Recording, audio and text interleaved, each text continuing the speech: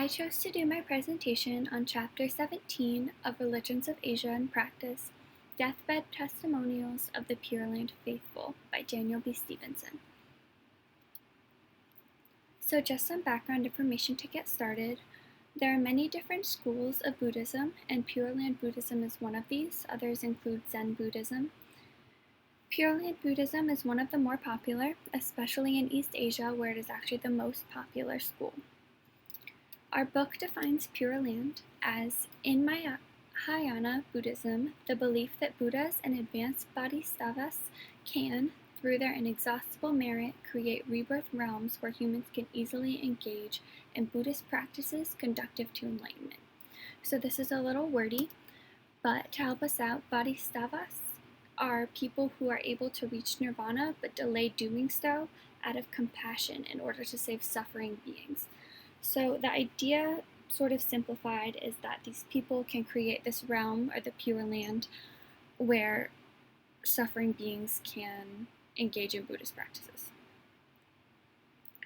Another important aspect about Pure Land Buddhism that will be helpful in understanding the chapter is that it teaches that an individual's salvation is completely in the hands of the Buddha, who they call Amida. So keep that in mind. So as an introduction, Buddhism, like several other religions we discussed, has the final goal of enlightenment after a cycle of rebirth. So we learned this in Hinduism and we learned it about Buddhism. So one more important thing to understand in relation to this is that it is commonly claimed that the thoughts of a dying person have a direct influence on the status of rebirth in the next life. So this is a little more complicated than just self-control, as it might seem, like think good thoughts.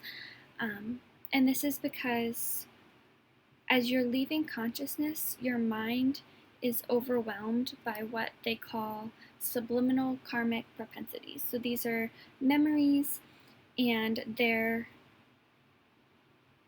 manifested as visions of the dying person. So the thing that I thought of was your life flashing before your eyes. So this is sort of what that is referring to.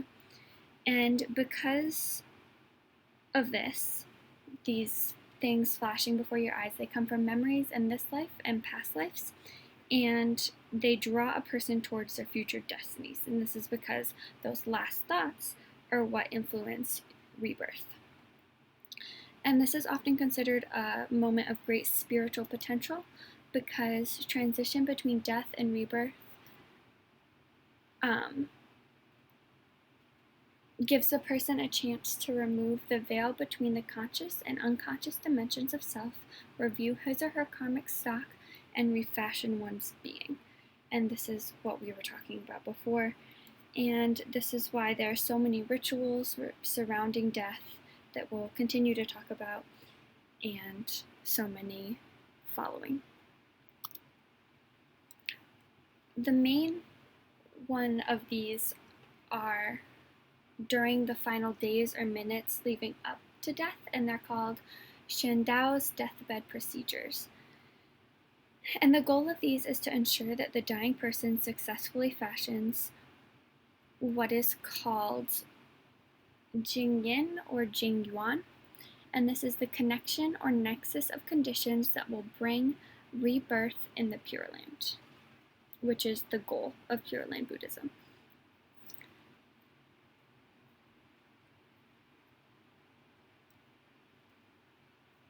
At the end of a person's life, they are watched carefully for any signs of visions, and different modes of ritual procedure are applied based on these. So examples of these can include confession. They can include what is called Nianfo, which is reciting the Buddha's name. They can include reading of the sutras or many other things.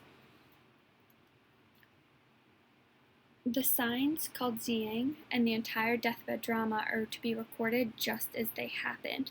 And so this is what we will be discussing in this chapter.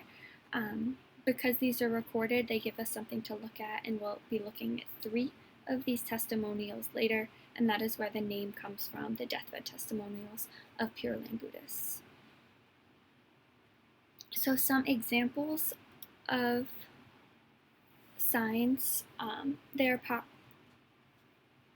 are popularly deathbed and mortuary anomalies. So some examples of these can be an unusually peaceful death, such as dying seated in the meditative posture, or hearing music in their last moments, or smelling rare fragrances. And others can be after death, such as natural mummification of the body, or if they are cremated, there's these special glass beads that are found in the ashes, and these are signs that they reached rebirth. And also the experiences of the mourners can be influential, signs such as visions or dreams. So just an overview of the upcoming chapter and the different parts to it. It includes 3 testimonials.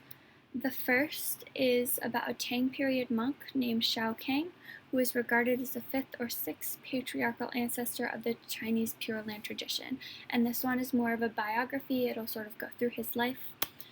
The second is of Lady Yuega, who was the wife of the king of Jing, one of the younger brothers of Emperor Shen of the Song dynasty. So she was a very elite woman, and this will speak to her character and different signs relating to her death.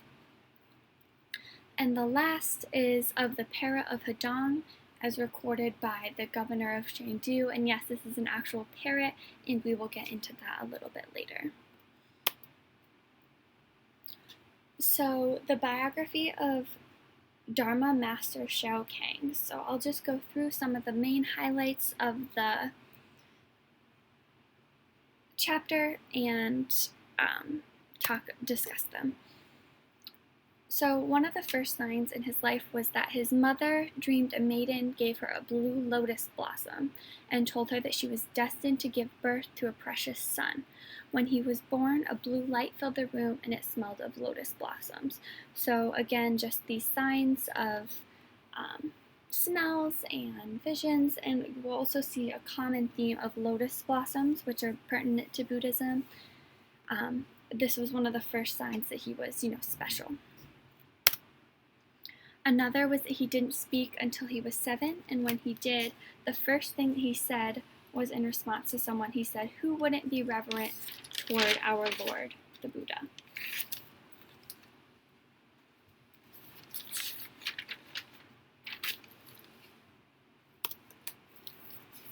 The next is that he saw a light. He went through many monasteries throughout his life, and including by 15, he had memorized all the scriptures at the monasteries. And at one of the monasteries, he saw a light radiating from a text in the hallway. And he made a proclamation that if he was to be reborn, the light would shine, and it did. And later he built a Pure Land chapel, and